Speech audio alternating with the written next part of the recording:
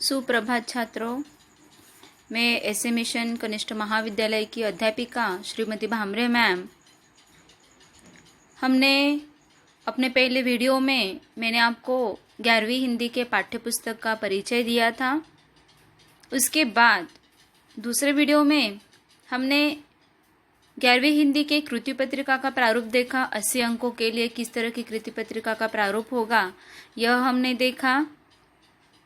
आज इस वीडियो में हम 11वीं हिंदी की पहली कविता जो है प्रेरणा, त्रिपुरारी जी द्वारा लिखित यह जो कविता है प्रेरणा, यह हम पढ़ने वाले हैं। अध्यापन कार्य इस वीडियो से हमारा शुरू होने जा रहा है। तो छात्रों, यह जो पहली कविता है प्रेरणा, इससे हमें त्रिपुरा जी अपने जीवन में किस तरह से प्रेरणा देते हैं संकटों का सामना करने के लिए, निराशा के जो बादल हैं उनको हटाने के लिए किस तरह की प्रेरणा दे रहे हैं। यह हमें ये नाम ही बता रहा है, कविता का नाम है ना प्रेरणा, यानी कि ज़रूर हमें इस कविता से कुछ ना कुछ प्रेरणा मिलने वाली है। तो छात्रों, मेरे ख्याल से किसी भी काव्य या किसी भी साहित्य का अध्ययन करने से पहले बेहतर होगा कि उसके जो लेखक होते हैं कवि, उनका थोड़ा बहुत परिचय लिया जाए, क्योंकि उनका परिचय अगर हमें हो थोड़ा बहुत तो उन्होंने जो कुछ साहित्य लिखा होता है वह समझने में हमें आसानी हो जाती है। तो छात्रों, चलिए हम त्रिपुरारी जी का परिचय लेते हैं। हम कवि परिचय, प्रमुख कृतियाँ, काव्य प्रकार, काव्य परिचय, यह जो देखने वाले हैं ये बहुत ज़रूरी है, क्योंकि इस पर आपको कम से कम 2 अंकों के लिए प्रश्न पूछे जाते हैं। इसलिए ये सिर्फ पढ़कर छोड़ मत दीजिए, ये पढ़ना है, आपको ध्यान में रखना है ना। कवि की कृतियाँ कौन सी है, कौन सा काव्य प्रकार है, इस काव्य प्रकार की विशेषता क्या है, तो इस पर आधारित ऐसे कुछ प्रश्न आपको पूछे जाते हैं। इसलिए इसका अध्ययन हम बड़े ध्यान से करेंगे। तो चलिए त्रिपुरा जी का परिचय लेते हैं। त्रिपुरारी जी का जन्म 5 दिसंबर 1988 को समस्तीपुर, बिहार में हुआ। तो त्रिपुरारी जी का जन्म जो है 1988 में समस्तीपुर में हुआ, बिहार से है वो। इनकी प्रारंभिक शिक्षा पटना से उन्होंने पूर्ण की है और स्नातक शिक्षा जो है वह उन्होंने दिल्ली से पूर्ण की है और स्नातकोत्तर शिक्षा जो है वह उनके हिसार से हुई है। और उसके पश्चात दिल्ली विश्वविद्यालय में अध्यापन का कार्य उन्होंने किया और कार्य करने के बाद अब वो फिल्म, दूरदर्शन के लिए लेखन कार्य करने का काम कर रहे हैं। अब इनकी जो पहचान है त्रिपुरारी जी की, त्रिवेणी के रचयिता के रूप में ही इनकी पहचान है, क्योंकि हाल ही में त्रिवेणी यह जो नया काव्य प्रकार है यह साहित्य क्षेत्र में आया है। कल्पना के भावभूमि पर यथार्थ के बीज बोते हुए उम्मीदों की फसल तैयार करना ही इनकी रचनाओं का उद्देश्य है कि भावभूमि, कल्पना विश्व, कल्पना के आधार पर वो यथार्थ के बीज बोते हैं, है ना।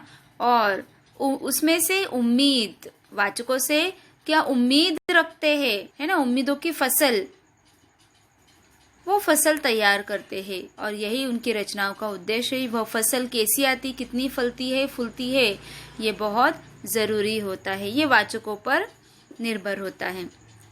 तो त्रिपुरारी जी द्वारा कुछ कृतियाँ लिखी गई है, जैसे कि नींद की नदी, यह कविता संग्रह उन्होंने लिखा है। नॉर्थ कैंपस, यह जो है यह कहानी संग्रह है। और सांस के सिक्के, यह त्रिवेणी संग्रह है। ऐसे कुछ कृतियाँ उन्होंने लिखी हैं। अब ये जो काव्य प्रकार है प्रेरणा, है ना, यह काव्य जो है वो त्रिवेणी काव्य प्रकार में लिखा गया है। ये एक नया काव्य प्रकार है और साहित्य के क्षेत्र में अभी अभी तेजी से अपना स्थान बना रही है। त्रिवेणी जो होती है वह 3 पंक्तियों का मुक्त छंद है। 3 पंक्तियां उसमें होती है, परंतु इन 3 पंक्तियों में कल्पना की और यथार्थ की अभिव्यक्ति होती है। इसकी पहली और दूसरी जो पंक्ति है, उन पंक्तियों में कवि के भाव और विचार स्पष्ट रूप से झलकते हैं, और तीसरी जो पंक्ति होती है, यह पहले 2 पंक्तियों में छिपे हुए जो भाव है, उन भावों को नए आयाम के साथ पेश करती है। ऐसी होती है ये त्रिवेणी। पहली 2 पंक्तियां अलग और तीसरी पंक्ति अलग। 2 पंक्तियों में जो भाव होते हैं, वह भाव एक अलग आयाम से तीसरी पंक्ति पेश करती है। जैसे मैं आपको ये कविता पढ़ाऊंगी तब तो आपको मैं वह समझाऊंगी, आप समझ जाएंगे। सामाजिक जो स्थिति होती है, रिश्ते होते हैं, है ना, और जीवन के प्रति सकारात्मकता, यह त्रिवेणी के प्रमुख विषय है, यह मुख्य विषय है कि सामाजिक स्थिति, रिश्ते। अब ये जो त्रिवेणी हम पढ़ने जा रहे हैं, रिश्ते कितने अहम होते हैं, रिश्तों का महत्व और जीवन के प्रति हमारा दृष्टिकोण जो है वह सकारात्मक होना चाहिए।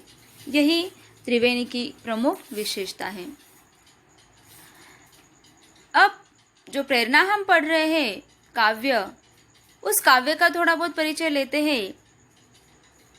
प्रस्तुत त्रिवेणियों में कवि ने मनुष्य के जीवन में माँ के ममत्व और पिता की गरिमा को व्यक्त करने के साथ ही, देखो, माँ का ममत्व तो व्यक्त किया है, पिता की गरिमा, पिता का प्यार भी व्यक्त किया है, और साथ ही में जिंदगी की आपाधापी में जो माँ बाप जुटे हैं, है ना, जो माता पिता से बच्चों का स्नेह भी टुकड़ों में मिलता है, ये सच्चाई है।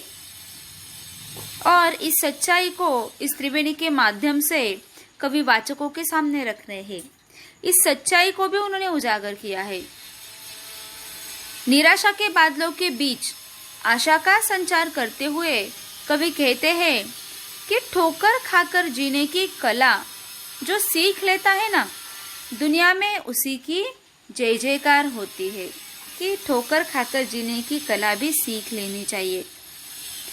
सुख दुख की स्थिति में हमें स्थिर रहना बहुत जरूरी। कोई मनुष्य जो है हिल जाता है, डर जाता है, तितर बितर हो जाता है, परंतु सुख हो या दुख हो, मनुष्य का स्थिर रहना बहुत ही जरूरी है, और वही मनुष्य की सच्ची पहचान है। तो छात्रों, चलिए हम काव्य पठन शुरू करते हैं। पहली त्रिवेणी देखिए।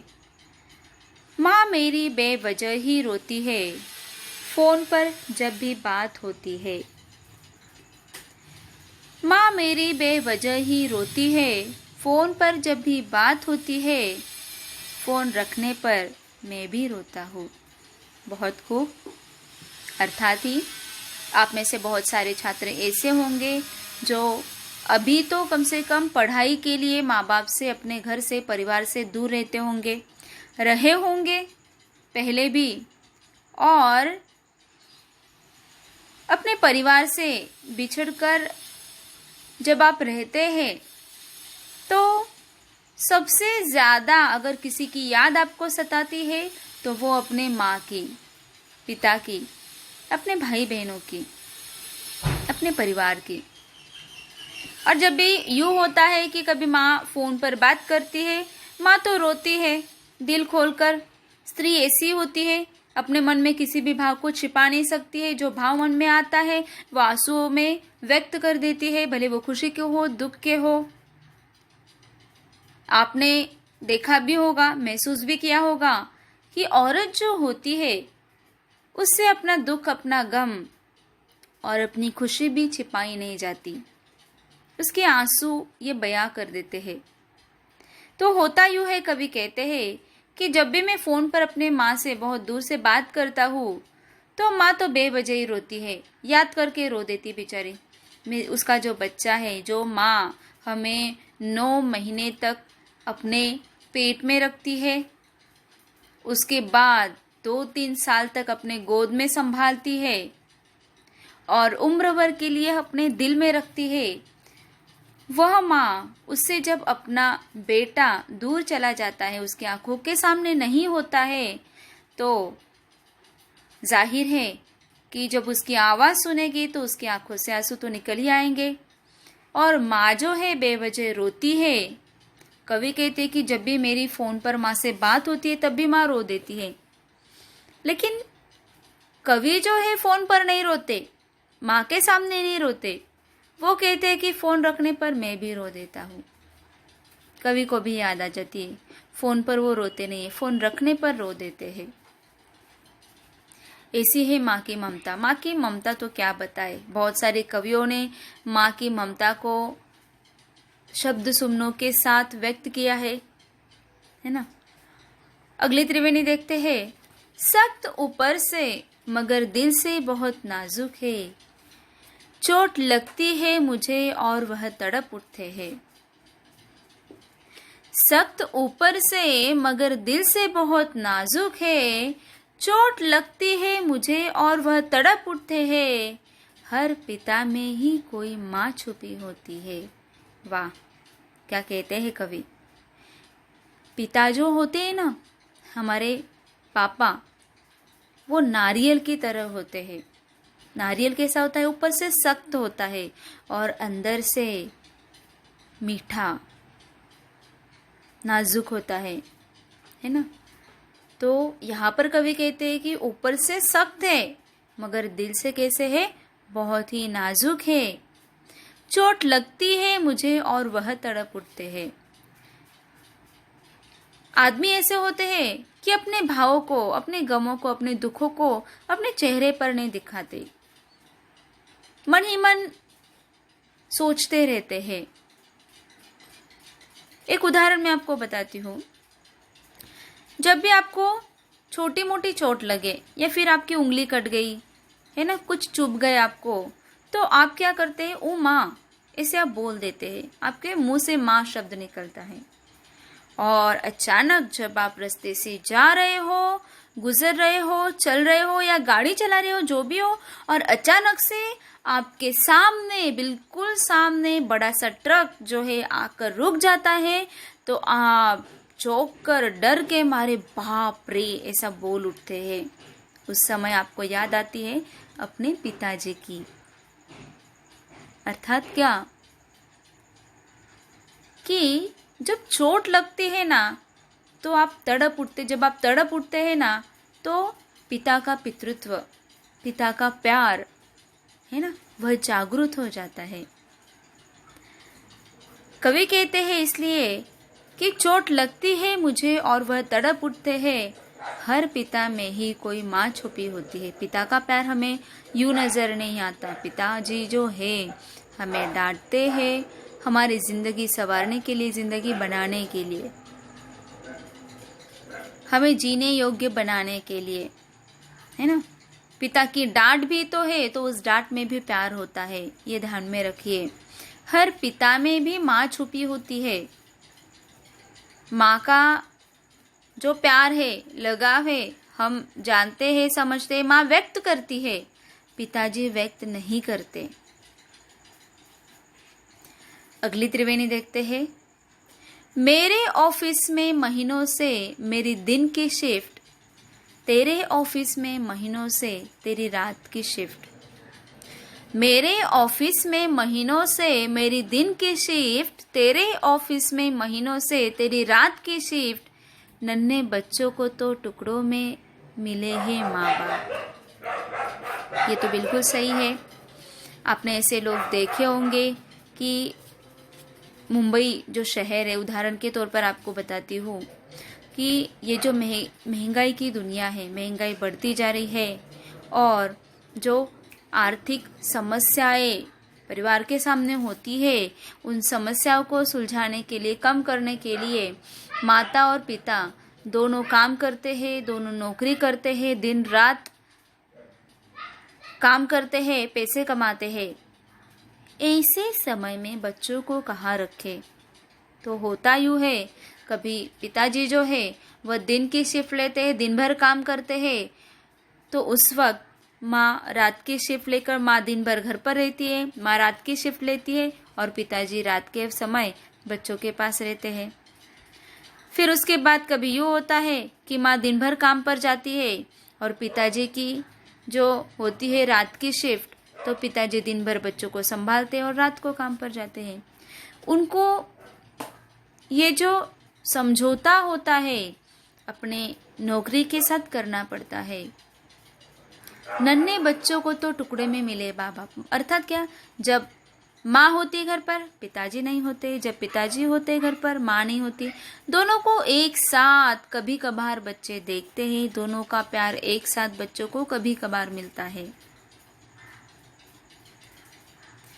कई परिवार तो ऐसे हैं कि एक ही परिवार में रहने के बावजूद यूँ लगता है कि बच्चे और पिताजी जो है वह मानो किसी अलग अलग देश में रह रहे हो, महीनों तक एक दूसरे का चेहरा भी देखते नहीं है, एक दूसरे से बात नहीं होती है।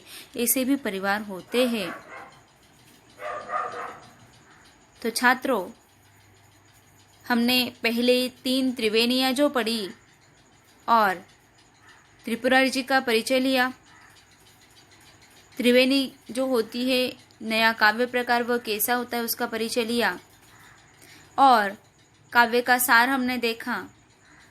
आशा करती हूँ कि यह आपको अच्छी तरह से समझ में आ गया होगा। अगले वीडियो में हम मिलेंगे अगली त्रिवेणी के साथ। तब तक के लिए अलविदा छात्रों।